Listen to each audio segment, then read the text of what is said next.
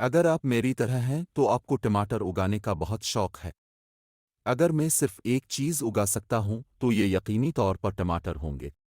وہ بہت ساری ترکیبوں کی بنیاد ہیں جو انہیں تقریباً ہر باورچی خانے میں ایک اہم مقام بناتے ہیں۔ لیکن اگر آپ نے کبھی ٹماٹر اگائے ہیں تو شاید اب جانتے ہوں گے کہ مزیدار رسیلی ٹماٹروں کی تلاش میں آپ کو چند چیلنجز سے زیادہ کا سامنا کرنا پڑ سکتا ہے۔ اپنے مائکرو ہوم سٹیڈ پر میں صرف ورثے کے بیج استعمال کرتا ہوں اور میرے ٹماٹر بھی اس سے مستثن نہیں ہیں۔ مجھے وہ قسمیں پسند ہیں جو آپ کو ورثے میں مل سکتی ہیں، اس کے علاوہ رنگوں کی قوس قزح بھی دستیاب ہے۔ میرے پاس ایسے ٹماٹر ہیں جو سیاہ سے لے کر سب سے پیلے رنگ کے ہوتے ہیں اور کچھ رنگوں کے ہوتے ہیں۔ اور کیا میں نے ذکر کیا کہ اس کا مطلب ہے کہ میں اپنے بیج بچا سکتا ہوں اور پیسے بچا سکتا ہوں؟ اگر آپ نے غور نہیں کیا ہے تو میں ورثے کے بیجوں کے بارے میں کافی پرجوش ہوں، لیکن ایک بھرپور فصل کو یقینی بنانے کے لیے تاکہ آپ کچھ مزیدار گھریلو ٹماٹر کی چٹنی، سالسا جو کچھ بھی اپنے منصوبہ بنایا ہو بنا سکیں۔ آپ کو پہلے ٹماٹر کی کسی بھی سنگین بیماریوں اور مسائل سے بچنا ہوگا۔ تو آئیے ٹماٹر کی 10 عام بیماریوں اور مسائل پر ایک نظر ڈالتے ہیں۔ جلد جھلس جانا، ارلی بلائٹ۔ ابتدائی بلاٹ ایک بہت عام فنگس کی بیماری ہے جو ٹماٹروں اور آلو میں پائی جاتی ہے۔ یہ مٹی کے ایک بیکٹیریا کی وجہ سے ہوتا ہے جو کہ آلٹرنریا سولانین کے نام سے جاتا ہے، اور یہ ٹماٹر کے پودے کے تمام حصوں، تنے، پتے اور پھل میں خود کو ظاہر کر سکتا ہے۔ اگرچہ یہ ضروری نہیں کہ آپ کے پودے کے لیے موت کی سزا ہو، یہ آپ کے پودے کو کمزور کر دے گا اور آپ کی فصل کو کم کر دے گا۔ ابتدائی جھلساؤ عام طور پر بالغ پودوں کو متاثر کرتا ہے، لیکن یہ کبھی کبھار پودوں پر بھی ہو سکتا ہے۔ یہ نم حالات میں پکڑنے کا رجحان رکھتا ہے، بنیادی طور پر دباؤ والے پودوں پر جن کی مٹی خراب ہے۔ اس سے نمٹنا مشکل ہو سکتا ہے، لیکن یہ اتنا مہلک نہیں ہے جتنا کہ دیر سے آنے والی بیماری، لیکن تھوڑی دیر میں پودوں پر وحشت طاری کر دیتا ہے۔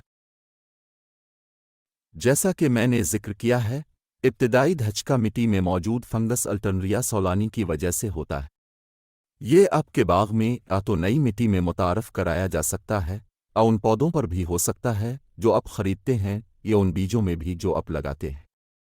بدقسمتی سے یہ آپ کی مٹی میں کم از کم 1 سال تک برقرار رہ سکتا ہے۔ پودوں کی گردش کی مشق کرنے کی یہ ایک اچھی وجہ ہے، کیونکہ ایک ہی جگہ پر ایک ہی پودوں کو لگاتے رہنا کبھی بھی اچھا خیال نہیں ہے۔ تو ٹماٹروں میں جلد کی خرابی کیسی نظر آتی ہے؟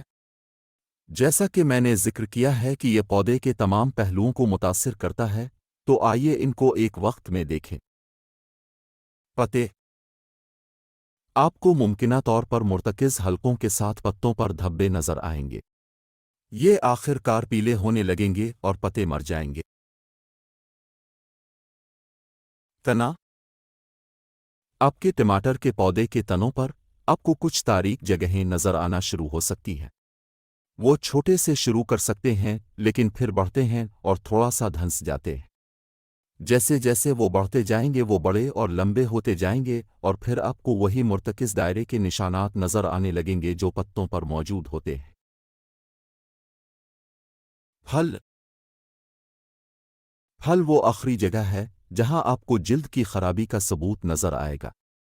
تاہم اگر یہ اس حد تک پہنچ جاتا ہے تو آپ دیکھیں گے کہ پھل پر دھبے نظر آنا شروع ہو جائیں گے۔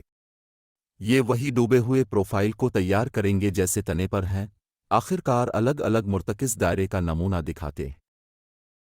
تو آپ اپنے پچھلے ٹماٹروں کو متاثر کرنے سے ابتدائی بلاٹ کو کیسے روک سکتے ہیں؟ آپ کچھ چیزیں کر سکتے ہیں۔ ایسی انواع تلاش کریں جو جلد کی خرابی کے خلاف مزاحم ہوں۔ اس بات کو یقینی بنائیں کہ آپ کے پودے کے نیچے 10-12 انچ کی کٹائی کریں تاکہ ہوا کی اچھی گردش ہو سکے۔ قابل بھروسہ بیج حاصل کریں۔ کسی مشکوک آدمی سے سستے بیج حاصل کرنے کا ایک اچھا طریقہ ہے بلاٹ، دوسری چیزوں کے علاوہ سے اپنے پودوں پر دباؤ کو کم کریں۔ فصل کی گردش کی مشق کریں۔ ابھی ہم نے ٹماٹروں کی ٹاپ 10 ڈیزیز میں سے صرف ایک بیماری کا ذکر کیا ہے۔ پارٹ 2 جلد ہی پیش کریں گے۔ اگر یہ ویڈیو آپ کو اچھی لگی ہے تو آپ اس ویڈیو کو لائک کریں اور اپنے دوستوں کے ساتھ شیئر کریں۔ آپ کے تعاون کا شکریہ۔